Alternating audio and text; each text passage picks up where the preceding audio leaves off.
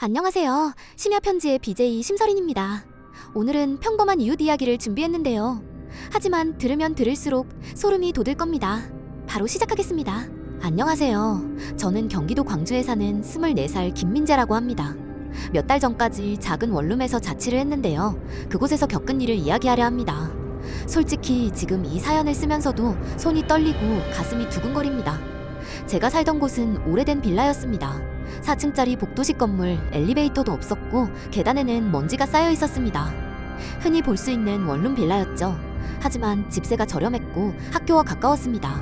큰 고민 없이 계약했고 처음에는 오히려 조용해서 마음에 들었습니다.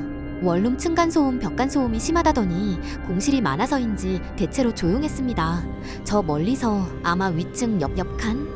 이런 정도의 위치에서 간혹 시끌시끌한 소리가 들리는 거 보면 방음이 잘 되는 것 같진 않았지만요. 아무튼 걱정했던 층간소음도 없었고 옆집도 비어있었죠. 가끔 친구들을 불러서 놀기도 하고 이게 자취의 맛이구나 싶었습니다. 그러던 어느 날 옆집에 새로운 세입자가 들어왔습니다. 마주친 건 몇 번뿐이었는데 나이는 40 언저리, 키는 저와 비슷했습니다. 표정은 어둡고 말은 거의 하지 않았습니다. 눈을 마주치면 잠깐 고개를 숙이는 정도였죠. 평소에도 어두운 옷차림에 표정도 잘 변하지 않았습니다. 솔직히 조금 음침하다는 인상이 강했습니다. 그때까지만 해도 그냥 조용히 사는 사람이겠지 하고 별 생각을 안 했습니다. 문제는 시간이 조금 흐른 뒤부터였습니다. 어느 날 집에서 책을 읽다가 무심코 혼잣말을 했습니다. 아, 덥다. 그런데 잠시 뒤 벽 너머에서 똑같은 톤으로 같은 말이 들려왔습니다. 아, 덥다. 순간 몸이 굳어버렸습니다. 처음엔 그냥 기분 탓이라고 스스로를 다독였습니다. 벽이 얇으니 당연히 옆집 생활소음도 들릴 수 있겠죠. 괜히 옆집이 비어있던 때가 그립기도 했습니다. 하지만 며칠 뒤 또 한 번 이상한 일을 겪었습니다. 평소라면 학교에 있을 시간 집에 교재를 가지러 잠시 들른 적이 있었습니다. 책을 챙기고 문을 확 열었는데 문 앞에 옆집 남자가 서 있었습니다. 지나가던 게 아니라 정말 우리 집에 뭔가 볼 일이 있는 듯한 모습이었습니다. 그런데 문제는 그게 아니었습니다. 그가 입고 있던 티셔츠가 제가 전날 입었던 옷과 똑같았던 겁니다. 비싼 옷은 아니었지만 나름 한정판이라 흔하지 않았습니다. 우연이라고 생각했지만 마음이 불편했습니다. 그리고 결정적인 순간이 있었습니다. 방 구조가 답답해서 책상 위치를 창가 쪽으로 옮겼습니다. 다음날 무심코 본 건너편 건물 창문에 비친 옆집 내부의 실루엣은 제 방과 가구 배치가 똑같이 변해 있었습니다. 책상 위치, 조명의 높이, 커튼까지. 제가 예민한 걸까요? 어쩌면 그렇게 생각할 수도 있겠죠. 하지만 그 모습은 마치 제가 옮기는 걸 지켜보고 그대로 따라한 듯 보였습니다. 그때부터 작은 일 하나하나가 모두 신경 쓰였습니다. 컵을 책상에 내려놓으면 벽 너머에서도 거의 동시에 컵 놓은 딸깍 소리가 났습니다. 제가 기침을 하면 잠시 뒤 같은 기침 소리가 울렸습니다. 심지어 불을 끄고 취침등을 켜고 커튼을 치고 누우면 옆집 창문에서도 똑같은 타이밍에 불이 켜지고 꺼졌습니다. 앞 건물 창에 비치는 옆집 창문 커튼 사이로 흐릿한 그림자가 제 몸짓을 그대로 따라하고 있었습니다. 그 순간 느낀 섬뜩함은 말로 다 표현하기 어렵습니다. 결국 저는 불면증에 시달리기 시작했습니다. 밥도 못 먹고 하루 종일 방 안에서 불안에 떨었습니다. 오랜만에 통화한 친구가 목소리만 듣고도 제 상태가 좋지 않다는 걸 알아챌 정도였습니다. 저는 점점 목소리가 갈라지고 말투도 불안정해졌습니다. 그래서 그냥 아무 행동도 하지 않은 채로 숨죽이고 있을 수밖에 없었습니다. 그러면 옆집 남자가 따라할 게 없을 테니까요. 그런데 그런 상황 속에서 또 하나의 사건이 일어났습니다. 어느 날 새벽 현관에서 쿵쿵 하는 소리가 들렸습니다. 술 취한 사람이 잘못 찾아온 줄 알았습니다. 빌라촌에서는 가끔 있는 일이니까요. 그런데 바닥 틈으로 작은 쪽지가 밀려 들어왔습니다.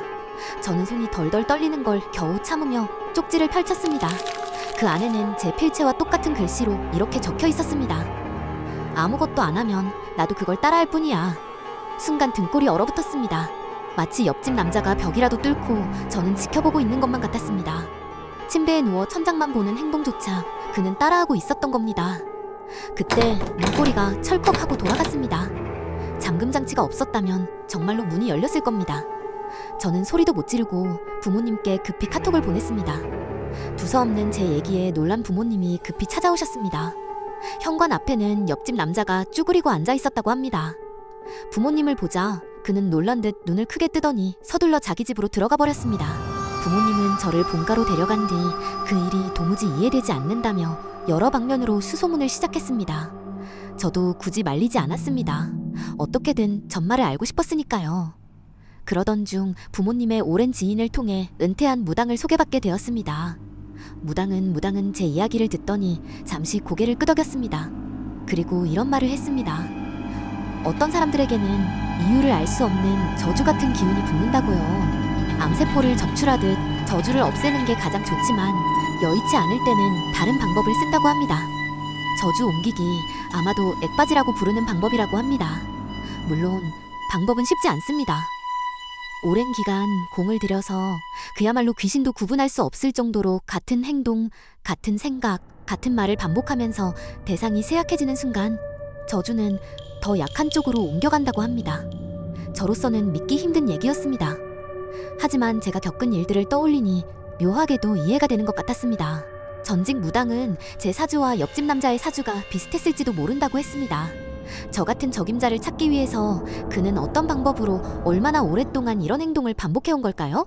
결국 옆집 남자는 자기 목숨을 지키려고 제 말투를 따라하고 제 옷차림을 흉내내고 제 방 구조까지 베껴가며 저주를 떠넘기고 아무 일도 없던 듯 살아가려 했던 것입니다.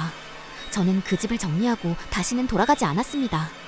옆집 남자가 어떻게 됐는지는 알고 싶지도 않았습니다. 지금은 부모님 집에서 지내고 있습니다. 하지만 가끔 밤에 불을 끄고 누우면 여전히 벽 너머에서 희미하게 제 목소리가 따라 들려오는 것 같습니다. 아마도 그냥 제가 겪은 일 때문에 생긴 착각이겠죠? 현재는 부모님의 권유에 따라 정신과 치료를 받으며 많이 좋아지고 있습니다.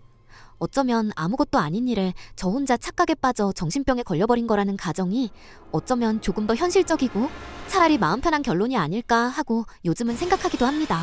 오늘의 심야 편지는 여기까지입니다. 사연자의 말처럼 이 사연은 어쩌면 저주니 귀신이니 하는 이야기는 모두 없던 일이고 옆집 남자의 괴이한 행동과 사연자의 착각이 합쳐져서 생긴 안타까운 정신적인 질환에 대한 이야기일 수도 있습니다. 하지만 지금도 사연자는 분명 그 기억에서 완전히 벗어나지 못하는 듯 보입니다. 역시 정말 무서운 건 저주가 아니라 사람일지도 모르겠습니다. 심서린의 심야 편지는 다음 사연으로 찾아뵙겠습니다. 감사합니다.